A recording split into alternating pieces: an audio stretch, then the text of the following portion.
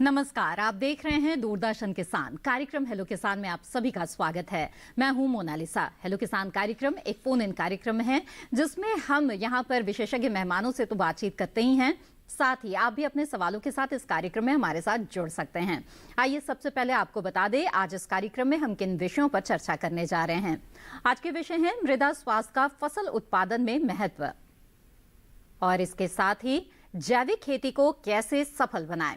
इन दोनों महत्वपूर्ण विषयों पर आज हम चर्चा करेंगे हमारे खास मेहमान से। आप सवाल पूछ सकते हैं हमारे टोल फ्री नंबर पे कॉल करके, तो नोट कर लें हमारे टोल फ्री नंबर हैं 1800-113060 और 1800-113061।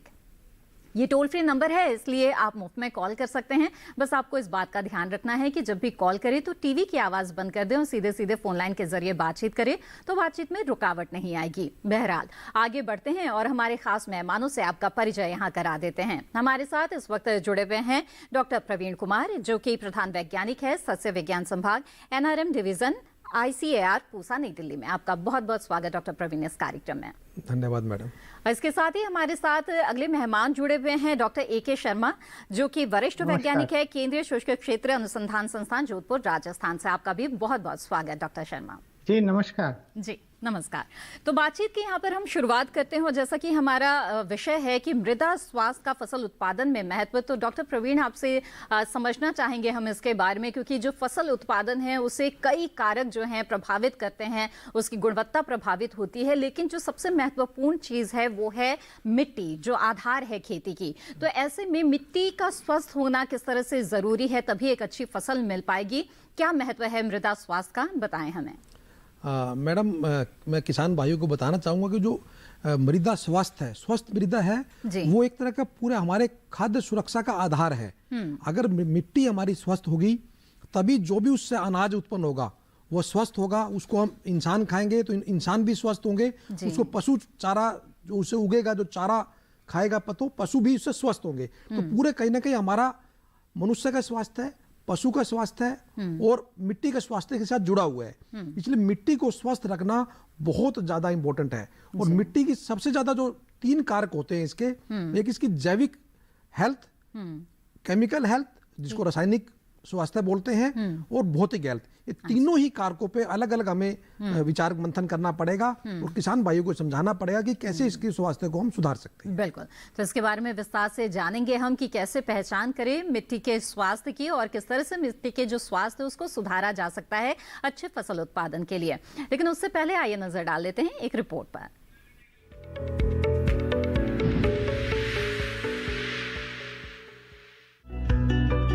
रसायनों के अंधाधुंध इस्तेमाल और सही फसल चक्र न अपनाने से मिट्टी पर बुरा असर पड़ता है और इसकी उपजाऊ शक्ति कम होती है। जिस तरह इंसानों का स्वास्थ्य उसके खान पान पर निर्भर करता है, उसी तरह पौधों का स्वास्थ्य भी उसके पोषण पर निर्भर है। अगर पौधों को मिट्टी के माध्यम से सभी प्रकार के पोषक तत्व संतुलित मात्रा में न दिए जाएं, तो वे कमजोर रह जाएंगे। हर साल देश की 5334 टन मिट्टी खत्म हो रही है, यानी 1 हेक्टेयर जमीन में औसतन 16.4 टन मिट्टी की बर्बादी। बीमार मिट्टी के इलाज के लिए मोदी सरकार ने 2015 में मृदा स्वास्थ्य कार्ड योजना चलाई और नारा दिया, स्वस्थ धरा तो खेत हरा। जांच के आधार पर किसानों को सुझाव दिया जाता है कि किस खेत के लिए कौन सी फसल ठीक रहेगी और उसमें किस तरह के पोषक तत्वों की जरूरत होगी। योजना शुरू होते ही युद्ध स्तर पर काम हुआ और 2015 से 2017 तक यानी पहले चरण के दौरान 10 करोड़ 74 लाख कार्ड किसानों को दिए गए, जबकि 2017 से 2019 के दौरान दूसरे चरण में ये संख्या 11 करोड़ 79 हजार हो गई। आंकड़े बताते हैं कि इस योजना के अंतर्गत 429 नई स्थायी प्रयोगशालाएं, 102 नई मोबाइल प्रयोगशालाएं और 8752 लघु जांच प्रयोगशालाएं स्थापित की गयी। गांव स्तर पर भी मिट्टी की जांच करने के लिए कृषि उद्यमियों को प्रोत्साहित किया जा रहा है। अब तक इस संबंध में गांव में 1562 जांच प्रयोगशालाओं को मंजूरी दी गई है और मौजूदा 800 प्रयोगशालाओं को उन्नत किया गया है। इस तरह 5 वर्ष की अवधि के दौरान मिट्टी की जांच करने की क्षमता बढ़ गई है। अब 1 वर्ष में 3 करोड़ 33 लाख नमूनों की जांच हो पा रही है, जबकि पहले महज 1 करोड़ 78 लाख नमूनों की ही जांच हो पाती थी।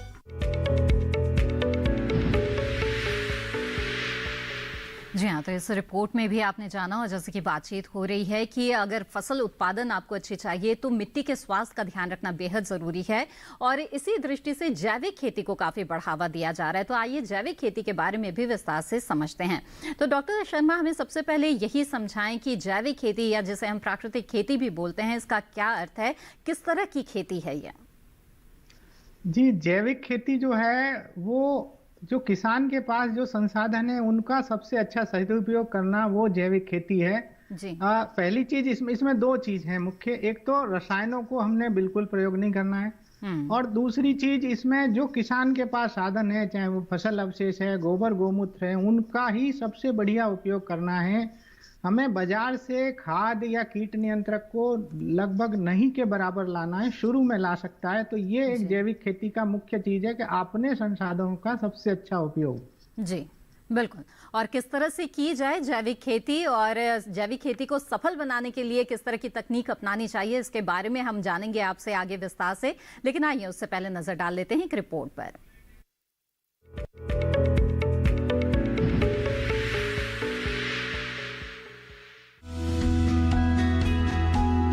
अगर हमारे खेतों की मिट्टी स्वस्थ है तो फसल लहलहा जाती है और मिट्टी स्वस्थ रहेगी जब हम अपने खेतों में जैविक खाद का उपयोग करेंगे।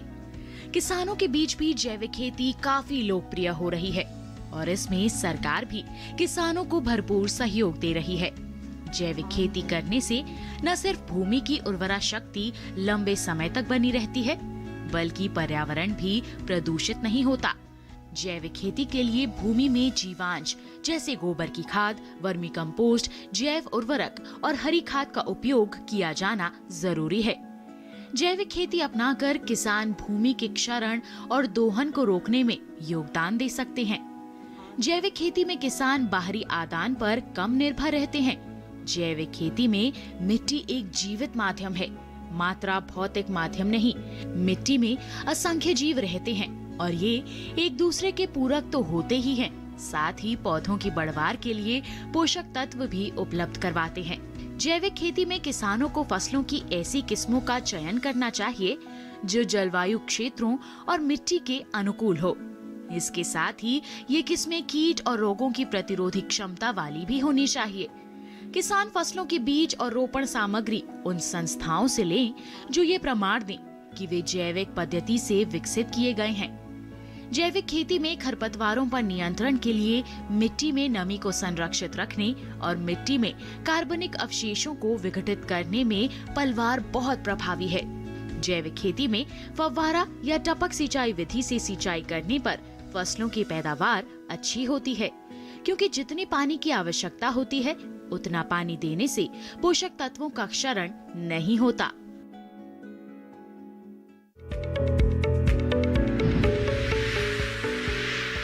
जी हाँ, तो जैविक खेती पर आपने ये छोटी सी रिपोर्ट देखी और बातचीत को यहाँ पर आगे बढ़ाएंगे और मृदा स्वास्थ्य की हम चर्चा कर रहे हैं। तो ऐसे में डॉक्टर प्रवीण, जैसे कि आपने कार्यक्रम की शुरुआत में ही हमें बताया कि जो मिट्टी है उसके स्वास्थ्य की पहचान 3 कारकों के आधार पर होती है, जैविक, रासायनिक और भौतिक। इनके बारे में हम आपसे विस्तार से जानेंगे कि किस तरह से इनके आधार पर पहचान की जाए कि मिट्टी की सेहत आखिर है कैसी। लेकिन इस वक्त हमारे साथ एक कॉलर जुड़ गए हैं, उनका सवाल यहाँ पर हम लेते हैं। जी नमस्कार, स्वागत है आपका, पूछे अपना सवाल। हेलो जी, नमस्ते मैम। जी नमस्कार मैम। हेलो किसान कार्यक्रम मैम बहुत अच्छा लगता है मैम, हम देखते हैं रोजाना, बहुत अच्छे कार्यक्रम है मैम ये। जी बहुत बहुत शुक्रिया बाबूलाल जी। मैम मैं जैविक खेती करता हूँ पिछले 4 साल से मैम। तो मैंने धीरे धीरे जैविक खेती शुरू किया था मैम। पहले रसायन डालता था मैम, उससे मेरे को बचत नहीं आ रही थी मैम। तो मैम अब मैंने जैविक खेती शुरू कर दी है, तो मैम मेरे को काफी बचत आ रही है मैम। तो शुरुआत में तो मेरे पड़ोसी जो खेत वाले थे वो कहते थे यार तुम तो खर्चा बहुत कम कर रहा है, तुम तो कंजूस है। लेकिन मैम अभी जो मेरे जो पड़ोसी है वो मानते हैं कि वास्तव में तुम जो जैविक खेती अपना रहा है उससे बहुत फायदा है तेरे को, क्योंकि मैं पशुपालन भी करता हूँ मैम साथ में। जी जी। तो मैं आपके माध्यम से मेरे सभी किसान भाइयों से कहना चाहता हूँ कि जैविक खेती जरूर कीजिएगा, इससे हम अपने आप को और अपने देश को बचा सकते हैं मैम। और कोई साधन नहीं है देश को बचाने का। जैविक खेती के माध्यम से ही हम हमारी मिट्टी को और हमारे देश को बचा सकते हैं। बिल्कुल बिल्कुल उचित बात कही है आपने और बहुत अच्छी बात कही है। साथ ही बाबूलाल जी, क्या यहाँ पे कोई सवाल भी आप पूछना चाहेंगे और जानकारी चाहेंगे? सवाल ये मैम कि अब मैं जो जैविक खेती है उसको, जैसे मैं खेती करता हूँ जी, तो जो उसमें जो उत्पादन होता है मैम, उसको बेचने की थोड़ी प्रक्रिया का अगर पता होता ना मैम, जी बिल्कुल, बहुत ही तो वाजिब थोड़ा और अच्छा बहुत ही रहता अच्छा मैम। सवाल है। क्योंकि जो मेरा जैविक उत्पाद है मैम, वही उसी भाव में बिक रहा है मैम, जो कि क्या रसायनों आपने से युक्त जो है। सर्टिफिकेशन करवाया है बाबूलाल जी, प्रमाणीकरण करवाया है क्या? जी मैम, मैं अकेला किसान हूँ ना मैम, तो वो कहते हैं कि आप समूह में बनाइए मैम, तो अच्छा। लोग धीरे धीरे आने की कोशिश करें, लोग जुड़ नहीं रहे, क्योंकि वो कहते हैं यार हम तो नहीं करने वाले, अभी तो धीरे धीरे मान लेंगे मैम। जी, तो जी। फिलहाल मैं तो उसी भाव ठीक में है। बेच रहा हूँ मैम ना, जो लोग रसायन युक्त बेचते हैं ना मैम, वही भाव मेरे को मिल रहा है मैम, तो मेरे को वो बिल्कुल। फायदा नहीं हो रहा है, और मेरे को खेती में फायदा जरूर हो रहा है, और ठीक मेरी है। मिट्टी भी बहुत अच्छी है मैम। जी, तो बाबूलाल जी आइए हम अपने विशेषज्ञ मेहमान से पूछते हैं और जानते हैं कि ऐसे स्थिति में आपको क्या करना चाहिए। डॉक्टर शर्मा, आपने सुना कि किस तरह से जो बाबूलाल जी हैं वो 4 साल से जैविक खेती कर रहे हैं और दूसरों को भी प्रेरित करने का काम कर रहे हैं यहाँ पर जैविक खेती के माध्यम से। लेकिन इनका कहना है कि वो चूंकि अकेले कर रहे हैं, उनके साथ कोई समूह नहीं है, तो ऐसे में अपने जैविक उत्पाद को वो बेचे कैसे बेहतर दाम पे? तो क्या सुझाव देंगे आप? सबसे बढ़िया तरीका यही है कि वो कितना और कैसा उत्पादन करते हैं। अगर वो दाल, तेल या गेहूं का उत्पादन करते हैं तो उनको साफ करके और उनकी थोड़ी सी प्रोसेसिंग कर लें, जैसे गेहूं का आटा बनवा लें या दाल बनवा लें मूंग की, या जो तिल या सरसों है उसका तेल निकाल लें, उनको बोतलों में भरें और उस तरह से पैकिंग करके, और अगर आप अपने आसपास के 10-20 ग्राहकों को भी मिला सकते हैं, या शहर में भी कई जैविक बेचने वाले हैं, जैविक वितरक हैं, उनसे संपर्क कर सकते हैं। मुख्य समस्या यही आती है कि किसान जो है उसकी सफाई या उसकी अच्छी तरह से ग्रेडिंग वगैरह नहीं कर पाते हैं, ठीक है। तो फिर वो आगे बहुत समस्या आती है। किसान अगर अपने लेवल पे प्राइमरी प्रोसेसिंग करके और उसको सेल करें तो उसका आसानी से ये अपना जो है उत्पाद जो है अच्छे दामों में बिक सकता है। जी बिल्कुल बाबूलाल जी, मुझे उम्मीद है कि इस सुझाव पर जरूर आप अमल करेंगे और पैकेजिंग पर भी जरूर ध्यान देंगे। बहरहाल यहाँ पर बातचीत को आगे बढ़ाते हैं और डॉक्टर प्रवीण आपसे जानना चाहेंगे, जैसे कि मेरा सवाल था कि मिट्टी की सेहत कैसी है, वो उसके भौतिक, रासायनिक और जैविक कारकों से कैसे पहचान? देखो, सबसे पहले जो सबसे मुख्य जो कारक है वो है जैविक कारक। जी, जैविक कारक जितना ज्यादा कार्बन मटेरियल, कार्बनिक पदार्थ मिट्टी के अंदर होगा, उतनी ही स्वस्थ मानी जाएगी मिट्टी जी। और मिट्टी के अंदर असंख्य छोटे छोटे जीवाणु रहते हैं, जो बहुत ही बेहतरीन जो प्रक्रिया है जिसके माध्यम से पौधे को विभिन्न तत्व मिलते हैं, वो बहुत इंपॉर्टेंट रहते हैं। वो माइक्रोब्स तभी रहेंगे जब उस मिट्टी के अंदर कार्बनिक पदार्थ होगा। और इसका सबसे बड़ा इंडिकेटर किसान भाइयों के लिए है, वो ये देखें कि उनकी मिट्टी में केंचुए कितने हैं। अच्छा। अगर केंचुए ज्यादा है तो उनकी मिट्टी स्वस्थ है, और अगर वो स्वस्थ होगी तो उसमें पानी धारण करने की क्षमता भी ज्यादा होगी, इनफिल्ट्रेशन रेट भी ज्यादा होगा, पानी रुकेगा नहीं, और पानी का, और दूसरा जो उसका जो सोयल हेल्थ कार्ड के माध्यम से जो रासायनिक पैरामीटर है, जो 12 तत्व, 5 सूक्ष्म तत्व है, 3 मुख्य तत्व है, और ईसी, पीएच और आपका ऑर्गेनिक कार्बन है, उनकी क्या मात्रा है वो उनके सोयल हेल्थ के कार्ड के बारे में डिटेल रिपोर्ट दिखाई गई है। उस रिपोर्ट के माध्यम से ये देख सकते हैं, और उसमें ये भी बताया गया है कि वो क्या डाले। पर ये रासायनिक चीज बाद में आएगी। सबसे पहले तो किसान भाई को ये देखना है कि अपने मिट्टी के अंदर केंचुओं की संख्या कितनी है और कार्बनिक मैटर का पदार्थ कितना है, और अगर किसी तरह की मिट्टी में कहीं पानी रुक रहा है, कहीं ग्रोथ में पैचेज आ रहे हैं, कहीं अच्छी है ग्रोथ, कहीं खराब अच्छी है, तो कहीं ना कहीं वो ये इंगित करती है कि वो जो आपकी मिट्टी है वो किसी समस्या से ग्रस्त है। जैसे वो लवणीय मिट्टी भी हो सकती है, जैसे लवणीय मिट्टी होगी तो कहीं फसल अच्छी होगी, कहीं खराब होगी, कहीं सफेद सफेद नमक की तरह पैच दिखाई देंगे, कहीं वो गीला होने पे काली मिट्टी दिखाई देगी। अगर ऐसी है तो उसकी पहचान करवा ले, उसका पीएच मान देख ले, उसकी ईसी देख ले, तो उसमें अंदर ये भी बताया गया है कि वो क्या डाले, कौन सा कंडीशनर डाले, कौन सा अमेंटमेंट डाले, उस पर डिटेल से उस कार्ड के अंदर लिखा होता है। बिल्कुल। तो मृदा स्वास्थ्य कार्ड के बारे में भी आगे हम बातचीत करेंगे। डॉक्टर शर्मा से यहाँ पर बातचीत को आगे बढ़ाते हैं, जिन्होंने जैविक खेती के बारे में हमें समझाया कि क्या है जैविक खेती। इसके अलावा डॉक्टर शर्मा आपसे जानना चाहेंगे कि जो किसान हैं उन्हें क्यों जैविक खेती को अपनाना चाहिए, और खास तौर पर ऐसे में जबकि किसानों की आमदनी यहाँ पर बढ़ाने की कोशिश सरकार द्वारा भी की जा रही है, तो आमदनी के लिहाज से भी आपसे जानना चाहेंगे कि जैविक खेती किस रूप से उनके लिए मददगार हो सकती है। हाँ, देखिए इसमें एक बहुत बड़ा हमारे किसान भाइयों के दिमाग में भी और बहुतों के सबके रहता है कि भाई जैविक खेती करेंगे तो उनके दाम अच्छे मिलेंगे। लेकिन इसमें जो मुख्य फायदा जो है वो किसान को स्वयं के लिए है। इसमें कई सारे फायदे ये हैं कि पहली भी चीज किसान की मिट्टी का स्वास्थ्य अच्छा होगा, जैसे हमारे दूसरे विशेषज्ञ कह रहे हैं। दूसरा, किसान जब उसमें केमिकल कम डालेगा, कम स्प्रे करेगा, तो उसका खुद के उसके परिवार का स्वास्थ्य अच्छा रखेगा, तो वहां उसका खर्चा बचा। आय बढ़ने का एक उपाय ये है कि आप खर्चा कम करो जी। और तीसरी चीज ये है कि वो खाद, कीट नियंत्रक सब अपने ही घर में बनाएगा, तो जो उसकी कीटनाशक और उनपे करीब 30-40% लागत होती है वो कम होती है जी। तो उसकी जो कुल लागत जो है किसान की वो कम होती है, तो शुद्ध लाभ उसको ज्यादा है, भले ही वो मार्केट रेट में बेच रहा है।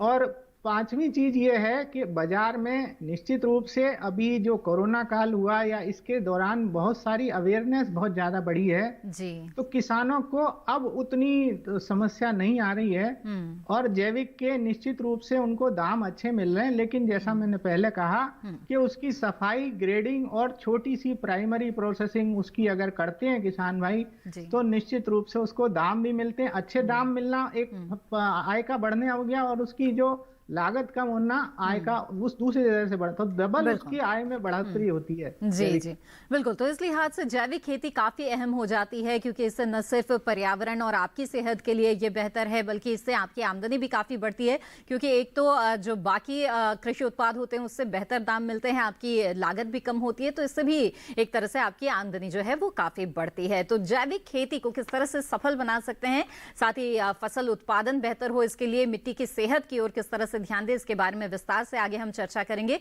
फिलहाल यहां पर वक्त हो गया है एक छोटे से ब्रेक का, हम जल्द हाजिर होंगे। आप बने रहे दूरदर्शन किसान पर।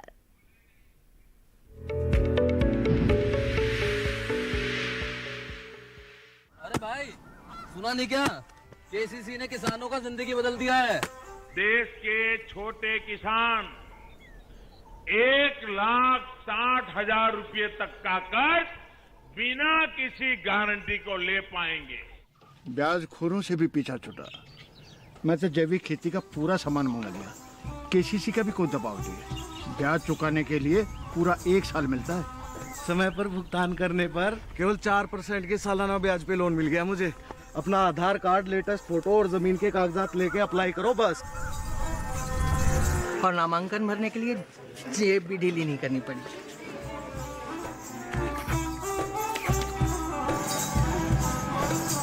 चाचा, उधार चुकाने के 24 घंटे के बाद उतने ही पैसे वापस निकाल सकते हैं।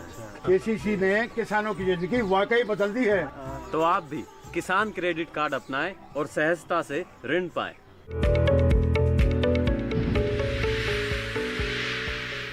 ब्रेक के बाद आप सभी का फिर से स्वागत है। आप देख रहे हैं कार्यक्रम हेलो किसान। आज इस कार्यक्रम में हम मृदा स्वास्थ्य का फसल उत्पादन में महत्व और इसके साथ ही जैविक खेती के बारे में विस्तार से चर्चा कर रहे हैं। अगर आप इन विषयों से जुड़े हुए सवाल पूछना चाहते हैं तो आप हमारे टोल फ्री नंबर पर कॉल कर सकते हैं।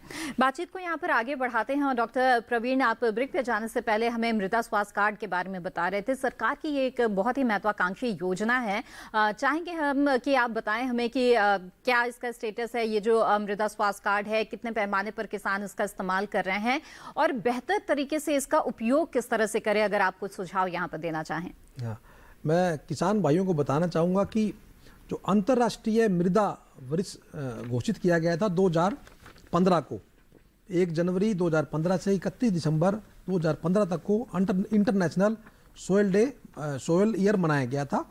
इसी दौरान 19 फरवरी 2015 को ये सोयल हेल्थ कार्ड स्कीम की शुरुआत की गई थी। इस स्कीम को पूरे अब 6 वर्ष हो चुके हैं और इस स्कीम के तहत लगभग 22.8 crore soil health card issue किए जा चुके हैं, वितरित किए जा चुके हैं किसान भाइयों को।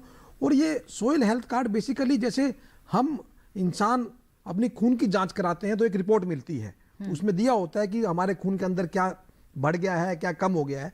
इसी तरह से ये एक रिपोर्ट है मिट्टी के स्वास्थ्य की और ये बताता है, इसके अंदर 12 तत्व होते हैं। 3 भौतिक तत्व माने जाते हैं, पीएच कितना है मिट्टी का, ईसी कितनी है, ऑर्गेनिक कार्बन कितना है। ठीक। और ये करीब करीब आपको ऑर्गेनिक कार्बन ये बता देंगे कि मिट्टी का जो जैविक हालत है वो कैसी है, उसमें जो माइक्रोब्स है, जो सूक्ष्म तत्व है, जो बहुत सारी क्रियाएं करते हैं और मिट्टी की स्वास्थ्य को बनाए रखते हैं, वो कितना है। एक नाइट्रोजन, फास्फोरस और पोटास, ये 3 तत्व ऐसे हैं जिनको मुख्य पोषक तत्व बोलते हैं और सबसे ज्यादा मात्रा में पौधे इनको लेते हैं। इनकी मात्रा कितनी है, इसके साथ सल्फर की मात्रा कितनी है, इसके अलावा 5 जो सूक्ष्म तत्व है जैसे जिंक है, आयरन है, मैंगनीज है, बोरोन है और कॉपर है, इन सब की मात्रा बताती है। और सूक्ष्म तत्व में और मुख्य तत्व में फर्क इतना ही है सभी की इंपॉर्टेंस उतनी ही। जैसे हम रोटी में अगर खाते हैं हम तो आटा ज्यादा लगता है, नमक कम लगता है, अगर सब्जी में नमक नहीं डालेंगे हम तो टेस्ट नहीं आएगा। ऐसे ही अगर मिट्टी के अंदर बोरोन कम है या कॉपर कम है या जिंक कम है तो कहीं ना कहीं पौधे को नुकसान उतना ही ज्यादा होगा। इसलिए बैलेंस न्यूट्रिशन, संतुलित जो न्यूट्रिशन है वो पौधे के लिए बहुत जरूरी है। और इस स्कीम के माध्यम से बहुत बढ़िया किसानों को सलाह भी दी जाती है, मशवरा दिया जाता है। इस कार्ड के अंदर लिखा होता है कि वो कितनी खाद डालें, कब डालें, किस फसल में डालें। ठीक है। और डॉक्टर शर्मा, यहाँ पे चर्चा में आपको लाते हुए मैं ये जानना चाहूंगी कि जैसे कि पोषक तत्वों का यहाँ पे जिक्र कर रहे थे डॉक्टर प्रवीण, तो तमाम पोषक तत्वों का उचित मात्रा में मिट्टी में होना जरूरी है और किसी तरह की अगर कमी भी पाई जाती है या फिर बेहतर फसल उत्पादन के लिए भी उर्वरकों का, जो रासायनिक उर्वरक है, उसका इस्तेमाल किसान बहुत ज्यादा करते हैं। तो ऐसे में किस तरह से जैविक खाद या जो बायो फर्टिलाइजर्स है उसका इस्तेमाल किया जा सकता है पोषक तत्वों की जो आपूर्ति है उचित मात्रा में वो पूरी करने के लिए? देखिए, इसमें पोषक तत्वों की आपूर्ति जो है वो सिर्फ आप अगर गोबर की खाद से बनाएंगे तो उतना आपूर्ति नहीं हो पाएगी। इसके लिए हमें उसके सोर्स कई सारे रखने पड़ेंगे, जैसे पेड़ की पत्तियों भी उसमें मिलानी पड़ेगी, गौमूत्र भी मिलाना पड़ेगा और साथ में जितने भी हमारे ये बायो फर्टिलाइजर हैं इनको भी उसमें मिलाना पड़ेगा और तब वो जाके संतुलित खाद बनेगी। अक्सर किसान भाई जो होता है वो यही होता है कि साहब मैंने जैविक खेती शुरू करी और कहीं गोबर का ढेर पड़ा हुआ था उसको लाके डाल दिया, वो उससे पूरे तत्व नहीं मिलते हैं और वो खाद खुद जाके कुछ और दुर्गुण पैदा कर देती है और जैविक खेती सफल नहीं होती है जी। तो संपूर्ण जब तक हम ये सभी चीजों को मिला के अच्छी खाद नहीं मिलाएंगे, ये सबसे बड़ा सफलता का आधार है कि अच्छी खाद बनाई जाए, कई सारे सोर्स को मिला के उसको बनाई जाए, तभी उसको जैविक खेती में सफलता मिलती है। तो आपसे यहाँ पर विधि जानना चाहेंगे कि एक अच्छा जैविक खाद कैसे तैयार करें? अच्छा जैविक खाद तैयार करने का दो हमारे जो प्रचलित विधि हैं। एक तो यह है कि जिसमें हम केंचुए का उपयोग करते हैं, जिसको हम केंचुआ खाद भी कहते हैं। एक विधि तो वो है। दूसरी विधि यह है कि हम गड्ढे में या गड्ढे के ऊपर खाद बनाते हैं, उसमें हम जितना भी हमारा मिक्सचर होता है उसको गड्ढे में रख देते हैं या गड्ढे के ऊपर जो है वेस्ट डिकम्पोजर या जो हमारा पूसा डिकम्पोजर है उनको डाल के रखते हैं। और अगर किसान भाइयों के पास वो उपलब्ध नहीं है तो छाछ, गोमूत्र और गुड़ का पानी का घोल भी अगर उसके ऊपर डालेंगे और ऊपर से एक अच्छा खासा पॉलीथीन शीट से ढक देंगे तो वो खाद भी अच्छी बन सकती है। लेकिन उस खाद में ये जो 4 चीजें मैंने बताई हैं आपको, ये जरूरी डालनी है। एक तो हमको गोबर लेना है जी। उसके साथ उसमें हमें पेड़ की पत्तियों की खाद जरूर लेनी है, क्योंकि पेड़ की पत्तियां जो हैं वो जमीन में काफी नीचे से पेड़ों की जड़ें खींच के लाती हैं पोषक तत्व, तो उसमें सूक्ष्म तत्व काफी होते हैं। और तीसरी चीज गौमूत्र बहुत जरूरी है, गौमूत्र में नाइट्रोजन वगैरह काफी अच्छी मात्रा में होती है। और चौथी चीज हमारे बायो फर्टिलाइजर जो भी हमारे NPK, सल्फर और इसी तरह से जिंक के सोलुबलाइजिंग जो बैक्टीरिया हैं वो उसमें जब हम सब मिला देंगे तो वो निश्चित रूप से किसान को जो हमारी फसल है उसको सारे पोषक तत्वों की संतुलित मात्रा में जो उपलब्धता बढ़ाएगी। जी जी बिल्कुल। डॉक्टर शर्मा आप हमारे साथ बने रहें, आगे भी जानकारी लेंगे। और यहाँ पर जैसे कि डॉक्टर प्रवीण से मिट्टी की सेहत की भी बात हो रही थी और तरह तरह की मिट्टी होती है, तो ऐसे में लवणीय मिट्टी की ही अगर बात करें डॉक्टर प्रवीण, तो फसल उत्पादन में जाहिर तौर पर इससे उत्पादन प्रभावित होता है। तो ऐसे में कैसे पहचान करें कि मिट्टी लवणीय है और मिट्टी सुधार के लिए क्या किया जा सकता है? हाँ, मैं किसान भाइयों को बताना चाहूँगा कि पूरे भारतवर्ष में अगर बात करें तो लगभग 67 लाख हेक्टेयर लवणीय भूमि है। और लवणीय भूमि 2 तरह की होती है, एक क्षारीय भूमि और एक लवणीय भूमि। जो क्षारीय भूमि है वो अक्सर जब गीली होगी तो वो काला रंग उसका आएगा और वो बहुत स्लिपरी होगी और बहुत मुलायम होगी और सूखने पर बहुत सख्त हो जाएगी और उसमें दरारें पड़ जाएगी। तो ये तो क्षारीय भूमि है। क्षारीय भूमि को सुधारने की अलग विधि है। और लवणीय भूमि जो है वो जो बिल्कुल नमक की तरह एक लेयर आपको मिट्टी के ऊपर नजर आएगी, वो लवणीय भूमि है। वो अच्छी तरह से पानी पिएगी, पर जो क्षारीय भूमि है वहाँ पानी ठहर जाएगा। आपने पानी दिया किसान भाई ने, अगर सिंचाई करी है तो महीने भर तक भी वो पानी वहाँ रुका रहेगा। जबकि लवणीय भूमि में पानी नहीं ठहरेगा, सफेद रंग का एक साल्ट नजर आएगा। जी, इस वक्त हमारे साथ एक कॉलर जुड़ गए हैं, आइए उनका सवाल यहाँ पर ले लेते हैं। ओम प्रकाश मौर्य जी हमारे साथ इस वक्त जुड़ रहे हैं, आइए उनसे बात करते हैं। जी ओम प्रकाश जी, स्वागत है आपका, पूछिए अपना सवाल। नमस्कार जी नमस्कार। ऐसा है कि ये मार्केट में जितने जैविक उपलब्ध हैं, इसमें असली नकली का पहचान कैसे हो? जैविक खाद की बात कर रहे हैं आप? जी जी, जैविक खाद मार्केट में इतने ज्यादा आ गए हैं, उनका प्रोडक्ट इतना ज्यादा है कि असली नकली की पहचान कैसा हो? बिल्कुल, बहुत ही सही सवाल है आपका। डॉक्टर शर्मा बताएं, किस तरह से पहचान करें कि जो जैविक खाद है वो असली है या नकली है? देखिए ऐसा है, मैं अभी पहले भी मैंने शुरुआत में भी बताया था, जैविक खाद बाजार से जितना संभव हो ना खरीदें, क्योंकि ये उसके लिए तो बहुत बड़े बड़े प्रयोगशालाओं में टेस्टिंग करनी पड़ती है, बहुत बड़ा टेस्ट होता है। इसका कोई यूरिया डीएपी की तरह छोटा मोटा टेस्ट नहीं होता है। तो किसान भाई जब जैविक खेती अगर कर रहे हैं तो वो कंपोस्ट खाद अपनी बनावें, जो मैंने चार आपको दो उसमें चीज मिलाने को कहा है, तभी वो सफल जैविक खेती होगी और उसकी खाद की गुणवत्ता सही मानी जाएगी। और इसलिए जैविक जितने भी आदान होते हैं, इनपुट होते हैं, उनकी एनालिसिस बहुत मुश्किल होती है, काफी पैसा लगता है। तो किसान भाई अगर जैविक कर रहे हैं तो वो स्वयं के आदान बनावें, तभी वो मतलब सही रहेगा। जी बिल्कुल। तो ओम प्रकाश जी कोशिश यही करें कि खुद ही जैविक खाद तैयार कर ले, और बहुत मुश्किल भी नहीं है, बेहद आसान तरीका है। और ख़ासतौर पर जो किसान पशुपालन कर रहे हैं उनके लिए तो और भी आसान हो जाता है खाद तैयार करना। बहरहाल यहाँ पर हम कार्यक्रम में आगे बढ़ते हैं और आपको बता दें कि प्रधानमंत्री किसान सम्मान निधि योजना, जो कि एक बहुत ही महत्वाकांक्षी योजना है सरकार की, कल इस योजना को 2 साल पूरे हो रहे हैं। और इस मौके पर इस योजना के बारे में बहुत ही महत्वपूर्ण जानकारियाँ साझा की है कृषि एवं किसान कल्याण मंत्रालय के संयुक्त सचिव श्री विवेक अग्रवाल ने। उन्होंने क्या कुछ कहा, आइए देखते हैं।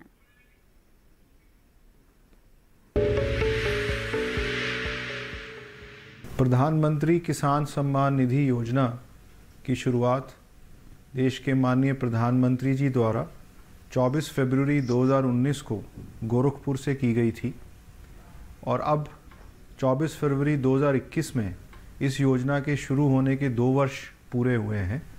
इस 2 वर्ष के पूरे होने के उपलक्ष्य में सरकार द्वारा ये निर्णय लिया गया है कि जो राज्यों ने और ज़िलों ने बहुत अच्छा प्रदर्शन इस स्कीम की इम्प्लीमेंटेशन के लिए किया है, उनको इसके लिए अवार्ड दी जाएं। जो प्रधानमंत्री किसान सम्मान निधि योजना है उसका इम्प्लीमेंटेशन राज्यों और ज़िलों की टीम के माध्यम से और उनकी कोऑर्डिनेशन से और उनकी कोऑपरेशन से ही इस योजना को लागू किया गया है। जितना भी किसान सम्मान निधि में डेटा आया किसानों का, जिसका ऑथेंटिकेशन, जिसका डेटा का फीडिंग राज्यों ने किया, उनके राज्य स्तर के स्टेट नोडल ऑफिसर्स, प्रमुख सचिव, वहाँ के मंत्री महोदय और ज़िले के जो सभी अधिकारी हैं, जैसे ज़िले के कलेक्टर, जिला एग्रीकल्चर ऑफिसर और अन्य अधिकारी जिनको राज्य ने जिम्मेवारी सौंपी, उन्होंने इस कार्य को संपन्न कराया। डेटा भारत सरकार के पास आया और उस डेटा के आधार पर, ऑथेंटिकेटेड डेटा के आधार पर जो किसान सम्मान निधि की राशि है वो सीधी बैंक खातों में हितग्राहियों के गई। मुझे खुशी है ये बताते हुए कि अभी तक 1,15,000 करोड़ रुपए से ज़्यादा की राशि 10 करोड़ 75 लाख करीब किसानों के खातों में भेजी गई है और ये राशि सीधा किसान को मिले, उसमें किसी प्रकार का कोई प्रॉब्लम या समस्या या बीच में किसी प्रकार का व्यवधान ना हो, इसमें राज्यों ने बहुत बड़ी भूमिका निभाई है। और उस भूमिका के लिए जो 2 वर्ष के पूर्ण होने का कार्यक्रम हो रहा है, उपलक्ष्य में जो कार्यक्रम हो रहा है, उसमें अच्छा कार्य करने वाले राज्यों को पुरस्कार दिए जाएंगे और ज़िलों को पुरस्कार दिए जाएंगे। ये वैसे भी एक सतत प्रक्रिया है, क्योंकि जो रिकॉर्ड बना है, जो लाभ किसानों को मिलना है, उसको लगातार चेक करना, उसको ये देखना कि जो इनएलिजिबल बेनिफिशरीज़ हैं वो उस डेटा में ना रहें, लगातार फिज़िकल वेरिफिकेशन होना, लगातार सोशल ऑडिट होना, पंचायतों में लिस्टों को पब्लिश करके उनको बताना। तो ये सब चीज़ें हमेशा के लिए अब आगे होने वाले समय में भी होनी है। तो जो ये इस बार पुरस्कार दिए जा रहे हैं, जो अवार्ड दिए जा रहे हैं, वो 3 कैटेगरी में दिए जा रहे हैं। एक है जो राज्य जिन्होंने सबसे ज़्यादा आधार वेरिफिकेशन किया है अपने लाभार्थियों का, और आधार के बेसिस पे पेमेंट भी हो रहा है। तो जो सब सर्वश्रेष्ठ राज्य है और जो सर्वश्रेष्ठ ज़िले हैं उनको पुरस्कार दिया जा रहा है। इसमें कर्नाटका को पुरस्कार लेने का हकदार माना गया और इसी प्रकार 3 अच्छे ज़िले चुने गए हैं। इसी प्रकार जिस स्टेट ने सबसे अच्छा ग्रीवांस रिड्रेसल का सिस्टम बनाया है, जो किसानों की समस्याएं पीएम किसान से संबंधित आती हैं, उसका जिन्होंने सबसे अच्छे समय पर निराकरण किया और फिज़िकल वेरिफिकेशन किया डेटा का, ताकि शुद्ध डेटा रहे, उसमें जो इनएलिजिबल बेनिफिशरीज़ हैं वो निकल जाएं, उसमें महाराष्ट्र ने सबसे अच्छा काम किया, जिसको कल इनाम दिया जाएगा। इसी प्रकार से जो हिली एंड नॉर्थ ईस्टर्न स्टेट्स हैं उनकी भी इन्हीं 2 कैटेगरीज़ में अलग अलग इनाम उनको दिए जा रहे हैं, बिकॉज उनकी स्टेट्स की प्रकृति अलग है, इसलिए उनकी कैटेगरी अलग रखी गई है। उसमें हिमाचल प्रदेश और अरुणाचल प्रदेश इस अवार्ड के हकदार पाए गए हैं। एक जब ये योजना शुरू की गई थी उस समय जो फास्टेस्ट डेटा आया था वो उत्तर प्रदेश से आया था। तो उत्तर प्रदेश को भी विशेष सम्मान दिया जा रहा है, क्योंकि उत्तर प्रदेश का फास्टेस्ट टेक ऑफ था। वहाँ की जो स्टेट की टीम थी उसने सबसे पहले डेटा उपलब्ध कराया, किसानों के नाम वेरीफाई किए, उनकी डिटेल्स प्रोवाइड की, जिसके बेसिस पे सबसे ज़्यादा पहली किश्त में उत्तर प्रदेश के किसानों को लाभ मिल पाया और fastest take off Uttar Pradesh सरकार के माध्यम से हुआ। तो उनको भी सम्मानित किया जाएगा।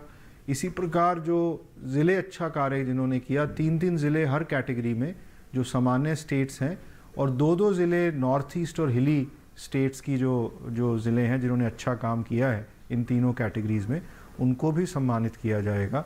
इसी प्रकार जो हमारी NIC की टीम है, जो नेशनल इंफॉर्मेटिक्स सेंटर की टीम है, उसने बहुत अच्छा IT के क्षेत्र में काम किया। जो PM किसान का पोर्टल बना वो एक बहुत तेज़ी से और बहुत जल्दी से उसको प्रारंभ किया गया और उसमें सुधार होता गया, उसमें नई नई सेवाएं जोड़ी गई। तो NIC की टीम के जो अधिकारी इस पूरे कार्यक्रम की सफलता में जिन्होंने योगदान दिया, उनको भी कल माननीय मंत्री जी के हाथों से सम्मान प्राप्त होगा। ये योजना सीधा किसान को लाभ पहुंचाने के लिए माननीय प्रधानमंत्री जी के निर्देशन में शुरू की गई है। पूरी जो PM किसान की टीम है उसका ये लक्ष्य है कि जो पात्र किसान हैं, देश में किसान परिवार हैं, उनको इस योजना का लाभ मिले।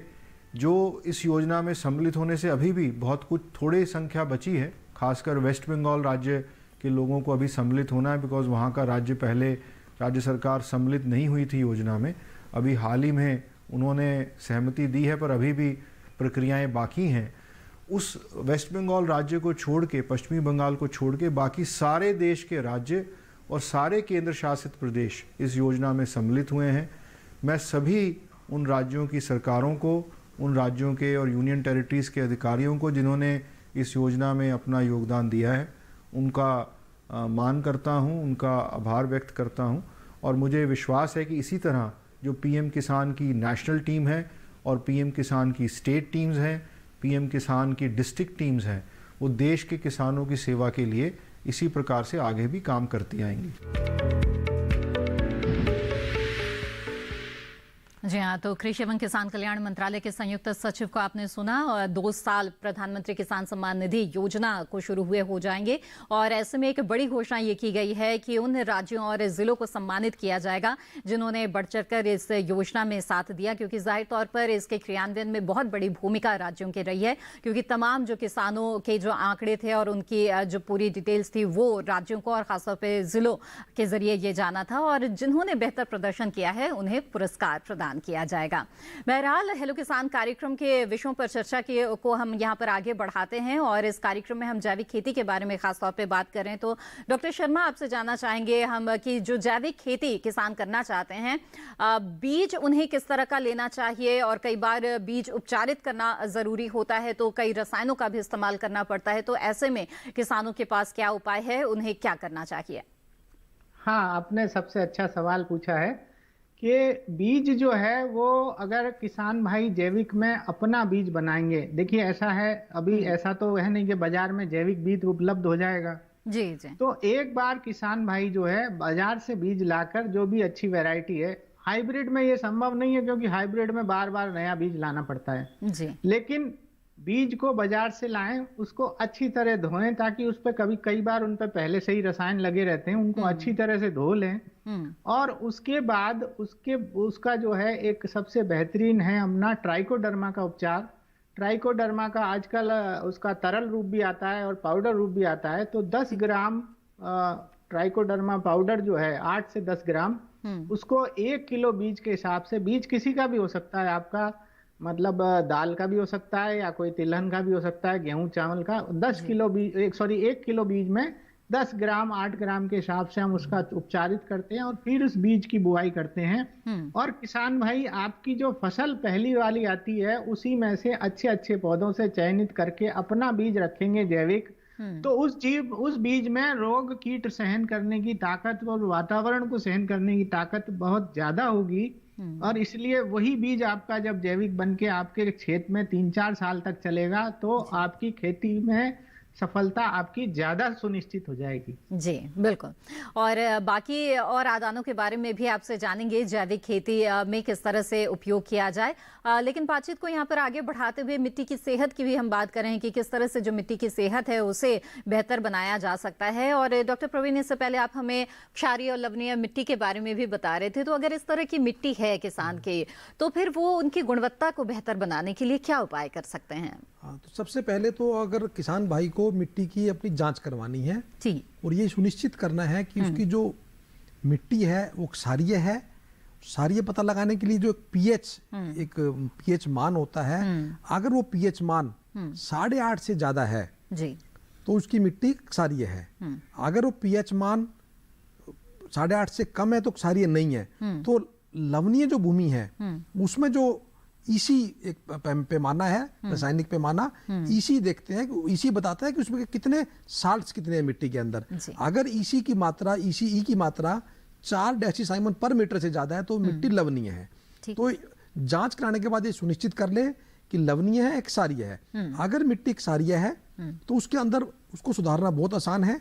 उसमें जिप्सम के माध्यम से, जिप्सम आपको अप्लाई करना है किसान भाई को। जिप्सम कितना अप्लाई करना है वो भी जांच रिपोर्ट में उसको बताया जाएगा। पीएच मान जितना ज्यादा होगा उतना जिप्सम ज्यादा डालना पड़ेगा। तो जिप्सम डालना कैसे है? सबसे पहले किसान भाई अपने खेत को समतल करे, समतल करके उसकी जुताई करे, मेड़बंदी करे, और उसके बाद जो मेड़बंदी करनी है वो कम से कम 40 सेंटीमीटर ऊंची मेड़ बनाए। और उसके बाद जुताई करने के बाद उसके अंदर जो भी मात्रा निर्धारित की गई है जांच रिपोर्ट पीएच मान के आधार पर, ईएसपी के आधार पर, उतना जिप्सम वो 10 सेंटीमीटर के मिट्टी के अंदर टिलर के द्वारा वो मिला दे जी। और मिलाने के बाद फिर उसमें 8 से 10 सेंटीमीटर किसान भाई को पानी भरना है और कम से कम 1 हफ्ते उस पानी को खड़ा रखना है। उससे क्या होगा कि जो सारी भूमि होती है, जब मिट्टी के अंदर मीठा सोडा और कपड़े धोने वाले सोडे की मात्रा बढ़ जाती है। तो धीरे धीरे जब जिप्सम और पानी दोनों मिलके उस मिट्टी में जाएंगे तो जो कपड़े धोने वाला सोडा है और खाने वाला सोडा है, जो कार्बोनेट और बाइकार्बोनेट जो साल्ट्स है, सोडियम के, कैल्शियम के, मैग्नीशियम के, वो धीरे धीरे जड़ों से नीचे चले जाएंगे, लीच हो जाएंगे और वो भूमि आपकी सुधार हो जाएगी।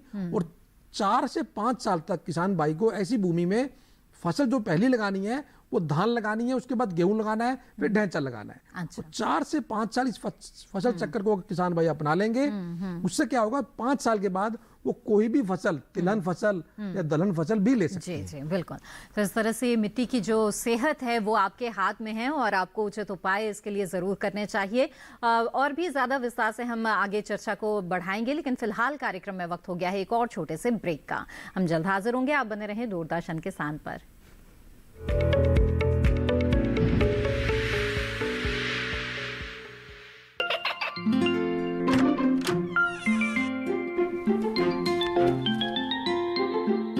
ये क्या हो रहा है? काशवी, इतने कम मार्क्स? काशू, बेटा पढ़ा करो। पढ़ोगी नहीं तो आगे कैसे बढ़ोगी? मम्मा, मैं भी तो आपसे यही कहना चाहती हूँ, पढ़ा करो। आप पढ़ोगे नहीं तो आगे कैसे बढ़ोगे? मतलब? वो देखो। सिर्फ बैक पर छपा ऑर्गेनिक नहीं, ऑर्गेनिक का निशान पहचानिए। पीजीएस ऑर्गेनिक का ये लोगो उन किसानों की पहचान है जो आज भी परंपरागत विधि से रसायन मुक्त खेती कर आपके लिए शुद्ध फसल उपजा रहे हैं। अब समझे मम्मा, अगर मैं प्योर ऑर्गेनिक फूड नहीं खाऊंगी तो अच्छे मार्क्स कहाँ से लाऊंगी? अच्छा बच्चों, जैविक खेती की इस मुहिम को आगे बढ़ाइए, शुद्ध ऑर्गेनिक अपनाइए।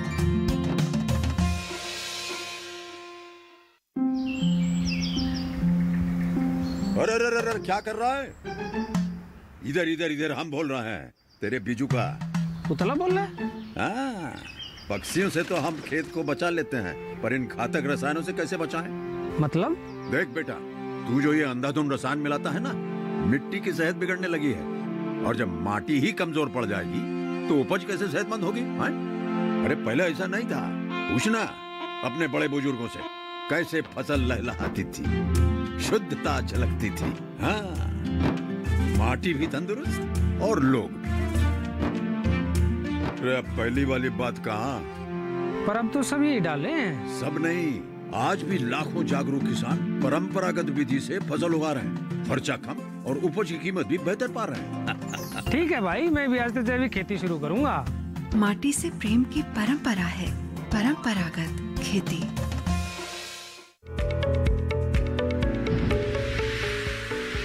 ब्रेक के बाद आप सभी का फिर से स्वागत है कार्यक्रम हेलो किसान में। आज इस कार्यक्रम में हम जैविक खेती और बेहतर फसल उत्पादन के लिए मृदा स्वास्थ्य के महत्व पर विस्तार से चर्चा कर रहे हैं। इस वक्त हमारे साथ एक कॉलर जुड़ गए हैं, उनका सवाल यहाँ पर शामिल करते हैं। उज्जैन से इस वक्त हमारे साथ एक कॉलर है, आइए उनसे बात करें। जी नमस्कार, स्वागत है आपका, पूछे अपना सवाल। नमस्कार, राम राम में। जी नमस्कार, बताएं संतोष जी, क्या सवाल है आपका? मैडम, मैं जैविक खेती करना चाहता हूँ। रासायनिक खेती तो हम कर ही रहे हैं क्योंकि सब जगह उपलब्ध है। जी जी बिल्कुल, पर जैविक खेती के बारे में सही जानकारी नहीं मिल पाती है। तो बताइए क्या खास जानना चाहते हैं आप? कोई खास सवाल? खास सवाल ये है कि कौन सी चीज इस्तेमाल करें जैविक खेती में तो हमको फायदा मिलेगा और रासायनिक खेती कम हो। जी, कौन सी फसल लेना चाहते हैं आप? हम सोयाबीन और गेहूँ लेते हैं और लहसुन। जी जी ठीक है, आइए जानते हैं। डॉक्टर शर्मा बताएं, क्या सुझाव देंगे आप संतोष जी को यहाँ? हाँ देखिए, अच्छा सवाल है। जो रासायनिक खेती कर रहे हैं, अगर वो एकदम जैविक पे आ जाएंगे एक ही साल में तो उनका उत्पादन घटता है। इसके लिए इनको एक तो धीरे धीरे इनकी जानकारी बढ़ेगी, अनुभव बढ़ेगा। तो ये सबसे पहले अपने खेत में जितना संभव हो अच्छी कंपोस्ट बना के डालना शुरू करें। और जैसे पहले साल आपकी जो रासायनिक जो आपके खाद डाल रहे हो आप, जो भी यूरिया डीएपी, उसकी 25% मात्रा कम पड़े और अपने जैविक खाद डालें ज्यादा। उसके बाद 50% कम करें, उसके बाद 75% कम करें, लेकिन अच्छी कंपोस्ट डालें। 3 साल में इनका धीरे धीरे जो है उत्पादन उसी लेवल पे आएगा जहां वो रासायनिक में ले रहे थे, बिना किसी कमी के। और 3 साल में इनका खेत जो है धीरे धीरे जैविक बनेगा। इसलिए जैविक की जो बनने की प्रक्रिया है वो थोड़ी एक तरह से धीरे धीरे बनती है, लेकिन एक बार जब जैविक बन जाता है तो किसान भाई को उसमें फिर उत्पादन स्थिर मिलता है। इसलिए सबसे बढ़िया चीज है कि अच्छी जैविक खाद बनाएं और सबसे पहले भूमि में कोई भी रसायन ना डालें। जी, अगर आपको शुरुआत में कोई स्प्रे करना पड़ रहा है, क्योंकि किसान भाई इतने अनुभवी नहीं होते हैं, तो वो धीरे धीरे उनको ट्रेनिंग भी देंगे। आसपास के केवी के हैं आपके विश्वविद्यालय, वहां पे लगातार ट्रेनिंग होती रहती हैं। लेकिन अच्छी खाद अगर डालेंगे तो आधा जैविक तो आप वैसे ही शुरू कर लिया और आपका धीरे धीरे खेत और पूरा जो पर्यावरण है वो सुधरने लगेगा। जी, यही सबसे बड़ी चीज है। बिल्कुल। डॉक्टर शर्मा, इसके साथ ही ये भी जानना चाहेंगे कि जैविक खेती तो कर रहे हैं, लेकिन अगर जैविक का जो प्रमाण है वो प्रमाण पत्र अगर नहीं है तो जाहिर तौर पर जैविक उत्पाद को मिलने वाला जो भाव है वो नहीं मिलेगा किसान को। तो ऐसे में किस तरह से प्रमाणीकरण करवाएं? और साथ ही इसमें ये भी जोड़ना चाहूंगी, जैसे कि हमारे पहले कॉलर बाबूलाल जी का भी सवाल था कि वो अकेले जैविक खेती कर रहे हैं और आसपास अगर कोई नहीं कर रहे हैं तो किस तरह की समस्या आ सकती है, क्या करें ऐसे में? नहीं, इसमें 2-3 उपाय हैं। जैसा मैंने पहले भी कहा था कि एक तो किसान भाई, क्योंकि अगर उसका उत्पादन ज्यादा नहीं है तो ग्राहक धीरे धीरे उसको अपने मतलब अपना मार्केट बनाना पड़ेगा अपना। मतलब वो अपन जो रासायनिक में होता था कि मंडी में ले जाके बेच दिया, 1-2 बार अगर वो अपने ग्राहकों को बाजार में जाके बताएगा माल कि ये मेरा जैविक है, तो धीरे धीरे वो जैविक उसको पसंद करने लगेंगे। और बाद में तो ये हालत हो जाती है कि जो शहर के उपभोक्ता हैं वो गांव में किसान के खेत से ही माल लेने लगते हैं। दूसरी चीज ये है कि अगर एक ही किसान है और अगर उसके पास ठीक ठाक जमीन है, 15-20 बीघा भी है, तो वो अपना प्रमाणीकरण अकेला भी करा सकता है। ठीक। दूसरा ये है कि अभी जो सरकार की योजना चली है कि एफपीओ बनेंगे जी। तो एफपीओ में कोई जरूरी नहीं है कि एक ही गांव का किसान हो, वो कई गांवों के कई प्रांतों के किसान हो सकते हैं। अच्छा। तो अगर आपको कहीं जैविक का एफपीओ बना है, मतलब आपके प्रांत में, आपके जिले में, आप उसके साथ जुड़िए ताकि आपका जो छोटा मोटा माल है वो उसके माध्यम से वो उसका मार्केट बन सके जी। प्रमाणीकरण लेने से आपको फायदा रहेगा, आपकी पहचान बनेगी। लेकिन उसके पहले आपको ये सब जो चीजें हैं कि आपको सफाई ग्रेडिंग वगैरह करेंगे तो खुद आपका धीरे धीरे माल बिकने लगेगा। बिल्कुल। और प्रमाणीकरण की विधि के बारे में भी, प्रक्रिया के बारे में भी जानेंगे आपसे, लेकिन फिलहाल यहाँ पर कार्यक्रम में वक्त हो गया है एक और छोटे से ब्रेक का। हम जल्द हाजिर होंगे, आप बने रहें दूरदर्शन के साथ पर।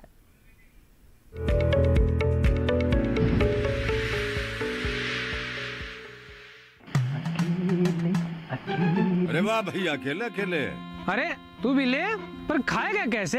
मैं ऑर्गेनिक खेती की बात कर रहा रे बेटे। अकेले अकेले खेती कब तक करेगा? मतलब गांव में 20-25 किसानों का समूह बना के पंजीकरण करवा ले, फिर सरकारी ट्रेनिंग भी मिलेगी और मुफ्त जैविक बीज खाद भी। फिर बीजीएस ऑर्गेनिक की सरकारी मोहर के साथ तेरी उपज आकर्षक पैक में पहुंचेगी बड़े बाजार तक। अच्छा। हाँ। अरे भाई, कहाँ चल दिया?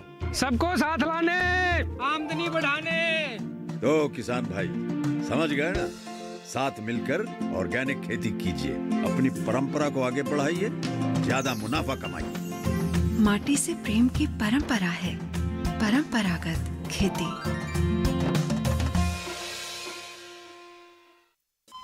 अरे सुन तो। मुझे क्या सुनाना चाहते हो? जो सुनाओ मेरी सौतन को। किसको? अरे वही तुम्हारा मोबाइल फोन जिससे सुबह शाम दिन रात चिपके रहते थे और कहते थे किसान कॉल सेंटर से बातें हो रही हैं। अच्छा ये बात है। हाँ, क्यों? क्या हुआ? अब बात नहीं होती क्या? अब तो झट से बात हो जाती है। ऐसा क्या? हाँ, अब तो ज्यादा लाइनें और खास तकनीक के कारण खेती के माहिरों से तुरंत बात हो जाती है। और अगर कभी लाइन व्यस्त हो तो अपनी समस्या फोन पर रिकॉर्ड करा दो, वहाँ से फोन आ जाता है और समस्या की हल का मैसेज भी आ जाता है। ये देखो आ गया। अरे वाह, इसका मतलब इंतजार की घड़ी अब खत्म। हाँ। तभी मैं सोचूं कि आजकल मुझ पर इतना प्यार क्यों आ रहा है। कृषि संबंधी समस्याओं का अपनी भाषा में तुरंत हल पाने के लिए पूरे भारत में किसी भी फोन से हेल्पलाइन नंबर पर संपर्क करें। किसानों का दोस्त किसान कॉल सेंटर। ब्रेक के बाद आप सभी का फिर से स्वागत है। हेलो किसान कार्यक्रम में आज हम जैविक खेती और फसल उत्पादन में मृदा स्वास्थ्य के महत्व पर चर्चा कर रहे हैं। डॉक्टर प्रवीण, यहाँ पर मैं आपसे जानना चाहूंगी कि किसान कई बार जाने अनजाने में ऐसा काम कर जाते हैं कि उससे उनकी जो मिट्टी है वो प्रभावित हो जाती है। फसल अवशेष जो है उसको जलाना एक ऐसा ही काम है। तो मैं जानना चाहूंगी आपसे कि आप क्या उपाय बताएंगे, किस तरह से इनका प्रबंधन बेहतर तरीके से किसान कर सकते हैं ताकि उससे मिट्टी को नुकसान पहुंचाने की जगह और वो फायदा पहुंचा सके। किसान भाइयों, मैं ये बताना चाहूँगा कि जो फसल अवशेष चलाना बहुत ही बुरी एक आदत है, इसको हमें छोड़ना पड़ेगा। इससे मिट्टी की सेहत बहुत बुरी तरह से प्रभावित होती है और सभी तरह की सेहत, जो रासायनिक सेहत भी, जो इसके अंदर 25% इसका नाइट्रोजन, 50% पोटास, सल्फर, जितने भी माइक्रोन्यूट्रिएंट्स है वो जल जाते हैं, कार्बन की मात्रा भी कम हो जाती है।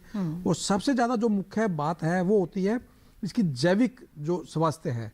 जो मिट्टी के अंदर काफ़ी मात्रा में जीवित कीटाणु रहते हैं, माइक्रोब्स रहते हैं, जो विभिन्न प्रक्रिया करके आपके जो न्यूट्रिएंट्स है मिट्टी के अंदर, मिट्टी के डिफरेंट लेयर के अंदर जो तत्व है वो पौधा ले सकता है, वो काफ़ी मात्रा में मर जाते हैं। अल्टीमेटली जो भूमि है वो हमारी माता है और माता का हमें हमेशा आदर करना है। तो कैसे उसके अंदर अवशेष हम जला सकते हैं? तो सबसे पहले इस आदत को हमें खत्म करना पड़ेगा। और इस के आज के बहुत ज़्यादा मशीनिक आ गए हैं, टर्बो सीडर है, हैप्पी सीडर है, सुपर सीडर है, इनके माध्यम से आप जितने भी अवशेष है धान के या गेहूं के खड़े अवशेषों के अंदर आप अपनी अगली फसल की जुताई कर सकते हैं जी। तो एक तो किसान भाई इसको जलाएं ना, एक अवशेष को अगर आप रखेंगे तो धीरे धीरे आप पाएंगे कि जो मिट्टी का जो बायोलॉजिकल हेल्थ है, जो उसकी जैविक शक्ति है, वो उसकी बढ़ने लगेगी। एक तो और दूसरी बात क्या होगी, जब अवशेष ऊपर रहेंगे। डॉक्टर प्रवीण माफ कीजिएगा, आपको यहाँ पर रोकना पड़ेगा। हमारे साथ एक कॉलर जुड़ गए हैं, उनका सवाल यहाँ पर हम शामिल कर लेते हैं। लोकेंद्र सिंह जी इस वक्त भीलवाड़ा राजस्थान से हमारे साथ जुड़े हुए हैं। जी लोकेंद्र जी, स्वागत है आपका, पूछिए अपना सवाल। लोकेंद्र जी, मेरी आवाज मिल रही है क्या आपको? जी जी जी जी जी, पूछिए सवाल। टीवी की आवाज बंद रखिएगा। जी जी जी मैडम मैं ये पूछा था, एक तो पहले अभी सर ने बताया था कि अपन गोबर की खाद और उसके अंदर देखने के लिए कि भाई कितने मात्रा में तो अपन गुड़ डालेंगे, कितनी मात्रा में अपन छाछ डालेंगे और कितना एक बीघे में कितना ये खाद मिल पाएगा।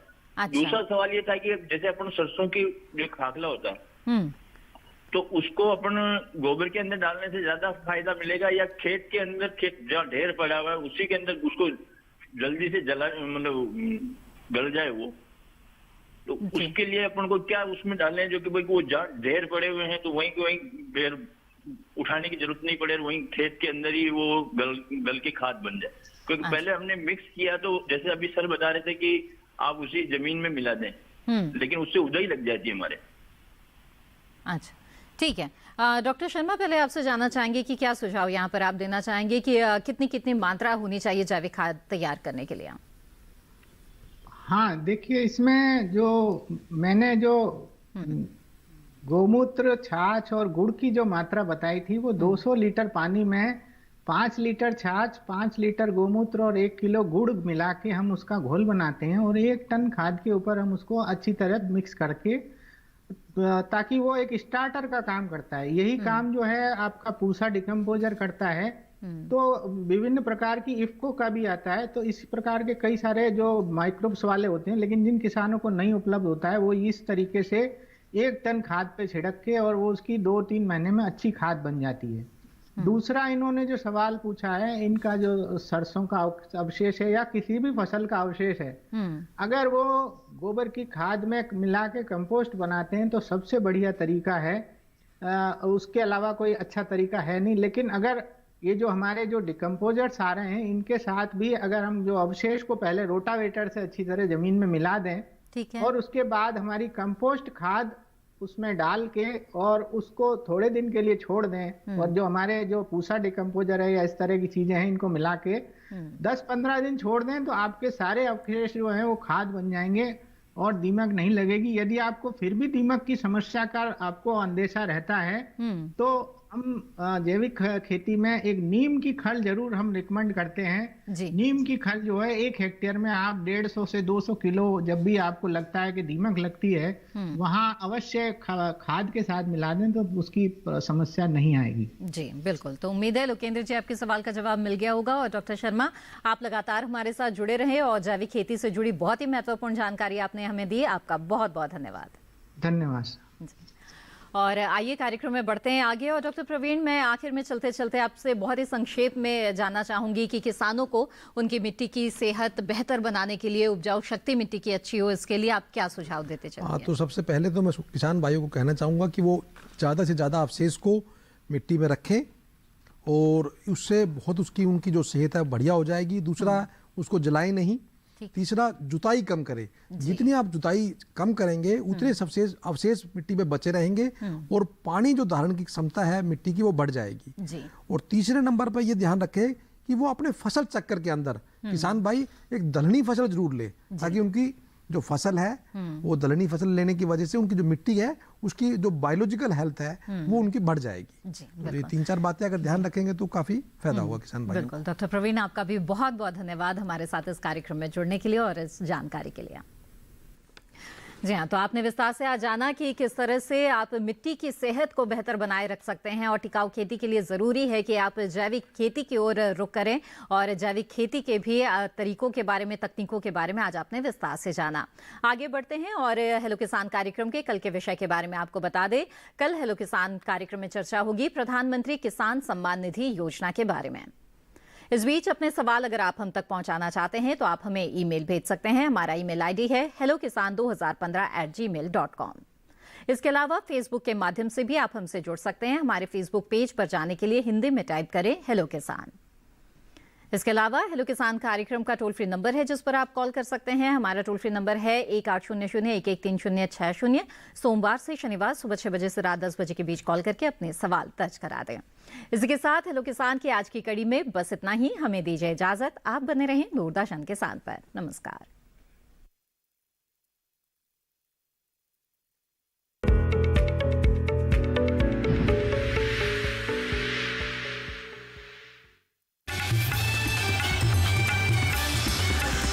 राज्यों पर आधारित अनूठी कहानियों का संग्रह गुलदस्ता